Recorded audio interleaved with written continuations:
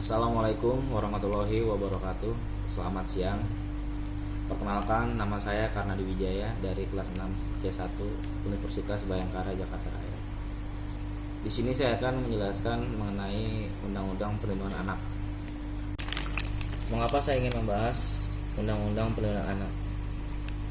Berdasarkan media republika.co.id Jakarta, Komisi Perlindungan Anak Indonesia atau KPAI mencatat pada tahun 2019 terdapat 4.369 kasus pelanggaran terhadap hak anak. Dan menurut pandangan saya, kasus ini semakin terus meningkat.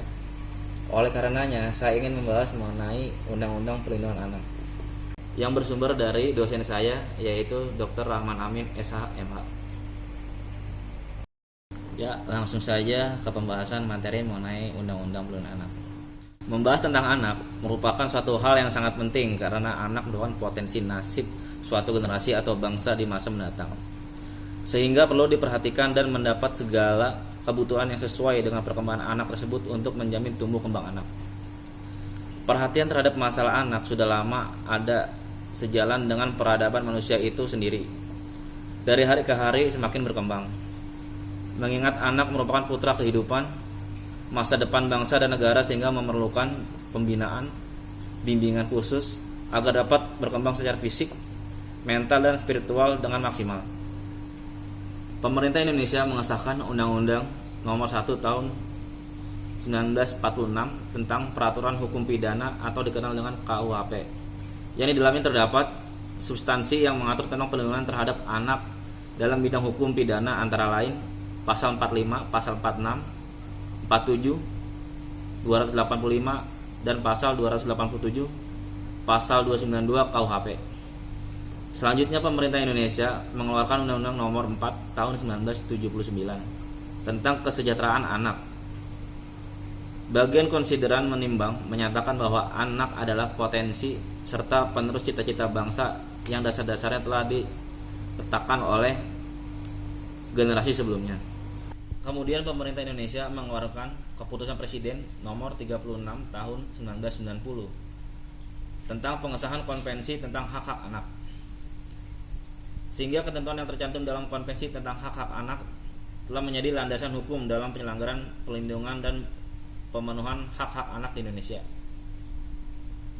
Mengingat pentingnya pelindungan terhadap anak beserta pemenuhan segala hak-haknya merupakan bagian dari hak asasi manusia sebagaimana tercantum dalam Undang-Undang Nomor 39 Tahun 1999 tentang Hak Asasi Manusia, bahwa pelindungan dan pemenuhan hak anak dalam kehidupannya yang dilaksanakan oleh keluarga, masyarakat, dan negara, hak-hak merupakan hak asasi manusia. Pemerintah Indonesia mengeluarkan Undang-Undang Nomor 23 Tahun 2002 tentang Perlindungan Anak untuk memperkuat ketentuan tentang pelaksanaan pelindungan anak yang merupakan kewajiban dan tanggung jawab orang tua, keluarga, masyarakat, dan pemerintah dan negara. Kemudian diubah dengan Undang-Undang Nomor 35 Tahun 2014 tentang perubahan Undang-Undang Nomor 23 Tahun 2002 tentang perlindungan anak. Secara konstitusional, upaya perlindungan dan pemenuhan hak-hak anak tercantum dalam Undang-Undang Dasar 1945, yaitu pasal 28B ayat 2 bahwa setiap anak berhak atas kelangsungan hidup, tumbuh dan berkembang, serta berhak atas perlindungan dari kekerasan dan diskriminasi. Pasal 28D ayat 1 bahwa setiap orang berhak atas pengakuan, jaminan, perlindungan, dan kepastian hukum yang adil serta perlakuan yang sama di depan hukum. Perlindungan hukum bagi anak berarti upaya perlindungan hukum terhadap berbagai bentuk kekerasan, baik kekerasan fisik, kekerasan psikis, kekerasan seksual, dan perlindungan terhadap hak anak serta berbagai upaya yang berhubungan dengan kesejahteraan anak. Substansi perubahan penting lainnya dalam Undang-Undang Nomor 35 Tahun 2014 tentang perubahan atas Undang-Undang Nomor 23 Tahun 2002 tentang perlindungan anak adalah penjabaran jenis-jenis perbuatan yang dilarang dilakukan terhadap anak sebagaimana diatur dalam pasal 76A sampai dengan 76J.